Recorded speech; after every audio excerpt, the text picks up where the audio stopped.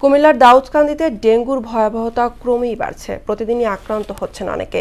Comilla medical college সহ বিভিন্ন হাসপাতালে প্রতিদিনই ভর্তি হচ্ছে ডেঙ্গু রোগী। দাউদকান্দিতে ডেঙ্গু ঝুঁকিপূর্ণ এলাকা হিসেবে চিহ্নিত ৫ ও ৬ নম্বর ওয়ার্ডে গেল এক মাসে মৃত্যু হয়েছে ৫ জনের। মোহাম্মদ শাহাবুদ্দিনের তথ্য চিত্রের ডেস্ক রিপোর্ট। দাউদকান্দিতে বেড়েছে ডেঙ্গুর ভয়াবহতা। উপজেলার ৫ ও ৬ নম্বর ওয়ার্ডকে ডেঙ্গুর জন্য অত্যন্ত ঝুঁকিপূর্ণ এলাকা হিসেবে ঘোষণা করা হয়েছে।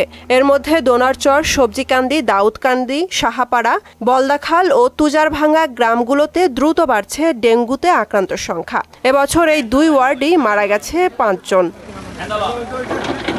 প্রতিদিনই নতুন করে ডেঙ্গু আক্রান্ত হওয়ায় আতঙ্কে সবাই। গ্রামের চতুর্দিকে ওই ডেঙ্গুয়ে আক্রান্ত হয়ে গেছে, মানুষ খালি হসপিটালে আসতেছে যাইতেছে, ঠিক আছে, এর ভিতরেই আছে আর কি। আল্লাহ রাখছে, এখন ভালো আছে আমার মেয়ে। ড্রেনের ময়লা পরিষ্কার করা হয় না, যেখানে সেখানে ময়লা ফালানো হয়, আবার আপনার পানি জমা থাকে।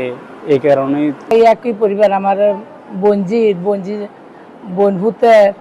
জামাই, এবার আমার মেয়ের জামাই, আমার পোলার বউয়ের, এরপরে আমার নাতির 2 নাতি। আমাদের এই দাউদকান্দির মধ্যে আসলে ডেঙ্গুটা উৎপত্তিটা অনেকটা বেশি।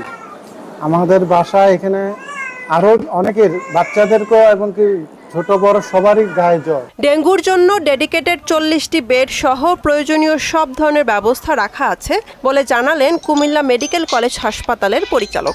আমাদের ডেঙ্গুর জন্য ডেডিকেটেড বেড আছে 40টা। ডেঙ্গুর ব্যাপারে আমরা যথেষ্ট সচেতন এবং আমরা ওয়াকিবহাল আছি এবং ডেঙ্গু পরিস্থিতি মোকাবেলার জন্য আমরা সর্বদা আমাদেরকে নিয়োজিত রাখছি। দাউদকান্দিতে এবছর ডেঙ্গু আক্রান্তের সংখ্যা প্রায় 6 শতাধিক। স্বাস্থ্য কর্মকর্তাদের সাথে কথা বলে প্রয়োজনীয় ব্যবস্থা নেওয়া হয়েছে বলে জানান জেলা সিভিল সার্জন। কোনো জায়গা যেখানে 3 দিন যদি পানি জমে থাকে সেখানে মশার যে উৎপাদনটা হয় সেটা বন্ধ করার জন্য পৌরসভা, স্বাস্থ্য বিভাগের পক্ষ থেকে ব্যবস্থা গ্রহণ করা হয়েছে।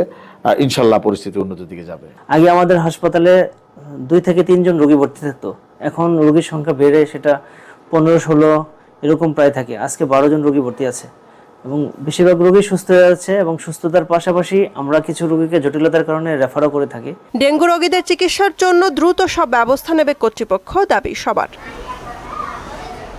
বুশরাত জাহান, মোহনা সংবাদ।